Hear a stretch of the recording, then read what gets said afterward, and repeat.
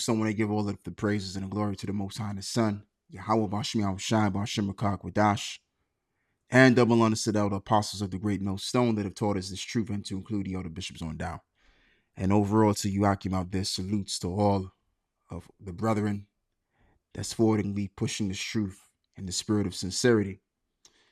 And it's your brother Laban coming at you in another video. And in this video, as you've seen in the intro of Puerto Rico, their water crisis problem has come back again. I don't know why that is, but needless to say, it's come back. And many other things that I want to address too. So I'm going to read a little bit of this article. I'm going to read a little bit of this article, and then we're going to move forward. So as this reads, FEMA says it's providing water trailers to Puerto Rico amid water crisis. And I'm not going to read too much of this because you've already seen the video, and I'm going to be reading the same stuff that they said. So I'm going to just keep it at a minimum. And like I said, we're going to keep moving. So as this reads, the Federal Emergency Management Agency said Monday that it's providing water trailers to Puerto Rico. As the island grapples with a water crisis, the trailers will be distributed for up to 30 days initially, following the Puerto Rican government requested for federal support, a FEMA spokesperson said. And what I did is I looked up the population of Puerto Rico, and it makes up to be what? 3.2 million people. So you have 180,000 houses that have been affected by this water crisis. So that's a lot of people. All right. So now we're going to read this. This is 2nd Ezra 16 and 19. Behold, famine and plague, tribulation and anguish are sent as scourges for amendment, right, for the wrongs that people have done for their wickedness. Okay, and also it reads, but for all these things they shall not return from their wickedness, nor be always mindful of the scourges. Behold, visuals shall be so good cheap upon the earth that they shall think themselves to be in good case. And even then shall evils grow upon the earth, sword, famine, and great confusion. For many of them that dwell upon the earth shall perish of famine, and the other that escape the hunger shall the sword destroy. Absolutely. So all of this stuff that we see happening, yeah, there are signs and wonders of the Lord's return, but there are also judgments upon the wicked. Okay, so when these things intensify, which it will at the very end part of this civilization, because it's going to get a whole lot worse than what we see right now. This ain't nothing more than just the beginning. But when this stuff gets more intense, what we're going to see is great deaths. That's the best way I could put it. All right. And then, after all of these plagues have been said and done, you're gonna have the second death, which is gonna be by fire. All right, so that's what's going to take a lot of people out. And speaking of the great famine, which is coming, is going to come by the nuclear war as well. I was reading an article some time ago. I think it was Sky News I was reading. And it mentioned that if we were in the Third World War right now, and I'm talking about the missiles flying, 3 to 5 billion people would have died as a result of famine because of that, because of the nuclear chemicals would have contaminated the food and what have you. That's really what's going to cause the great famine. But yeah, time of famine is coming though. Okay, and we may very well be in the beginning stages of that due to this intense heat, which is, what's causing that. Now, down here in the UK, as this reads, more than 2/3 of England now in drought. And it's very possible, because there's been some news that have come out also too that I can quite recall, that we may end up having to, experience rationing our food and stuff like that. And it's believable because we've had this for 2 months now. We've had this since last June. Now by tomorrow as well, just to mention, it's going to be 35, they say, but it could be more than that, because last June when I was out, it could have been either on a Wednesday or Friday, because what I usually do, I'll do the camp thing around Friday, and then main camp it with the brothers, and then if I don't make it on a Sunday, I'll go out on a Wednesday. So I'm begging to believe it was probably maybe a Wednesday, and I was out, and probably before that Wednesday, I looked to see what the weather news was going to be on that day, and I think it was BBC. They said it was going to be 35. Come to find out, nope, it was actually 38 on my phone. You know, and I don't mind the heat, to be honest with you, because this is Florida equivalent and stuff like that. So I mean, it doesn't really hurt me that much. But when you're in your house, oh, it's a different ball game, because the houses in England are made different.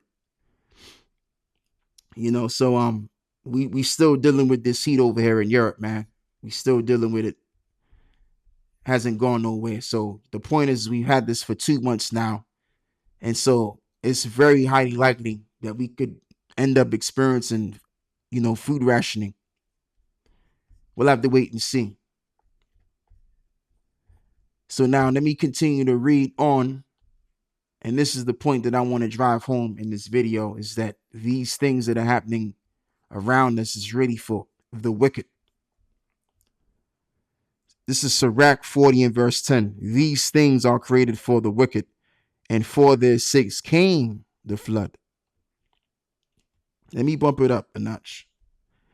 And let me read verse 8. Such things happen unto all flesh, both man and beast, and that is sevenfold more upon sinners. Death and bloodshed, strife and sword, calamities, famine, tribulation, and the scourge. These things are created for the wicked, and for their sakes came the flood. So there you go. So all of these bad things that come upon people are for the wicked. These scourges, because what is a scourge? A scourge is a weapon that you afflict people with. All right. So these plagues that have been sent on the earth, so-called natural disasters, you want to call them, whether it's earthquakes, whatever these things are, they're like spiritual scourges from the Most High for an amendment, because of the wickedness that people do. All right. So as long as we stay in the gospel, then these things, yeah, it's going to have an effect on us here and there, but it won't have an effect on us to the point where we lose our house, we lose our lives, because there's been people that have died as a result of these calamities. And let's not even forget about the heat.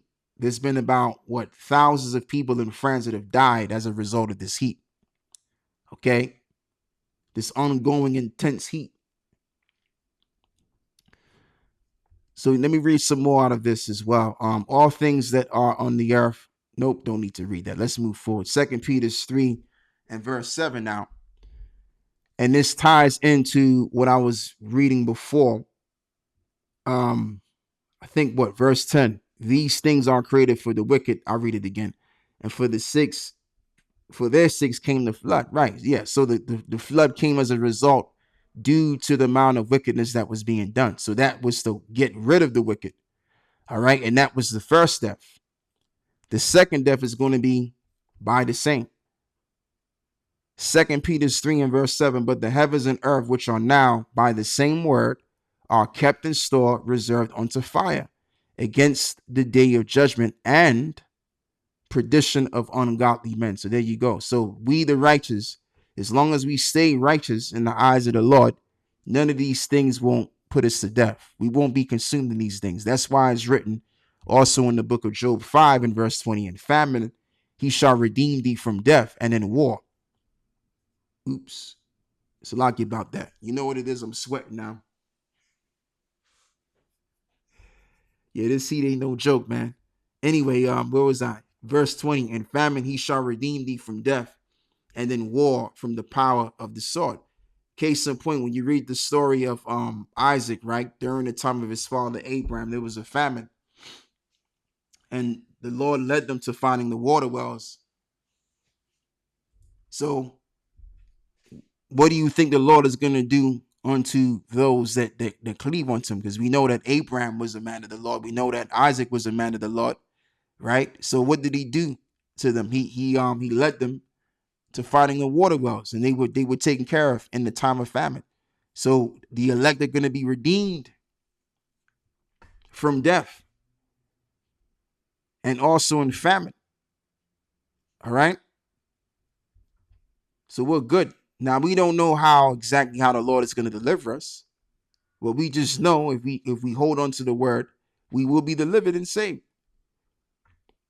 Okay, so that's what I want to push on this video that I'm doing. I want to also push that these things are for the wicked. And when I say the wicked, yeah, of course we can include Esau in that, but also the wicked among our own people and just the people in general, all of these other nations. So when this stuff really gets intense, at the very end point of the world, again, just know that. And no matter how the environment is going to look, just know that the Lord is going to deliver you out of it, because it's written. The Lord ain't no liar. He's going to do what he said he's going to do. It's impossible for the Most High to lie. So we can trust and believe through the spirit and power of Yahweh Bashmi Shai. We're going to be in good case. So yeah, that's all I got to say for this lesson here, and as well as this video, giving all of the praises and the glory to the Most High and His Son, Yahweh Bashmi Yahweh Shai, Bashim Rakak Wadash. And double honors to the apostles of the great millstone that have taught us this truth, and to include the other bishops through the Holy Spirit. And Yahweh Bashmi Shai and Barakatham to all of the brothers that are pushing the truth as well. Shalom.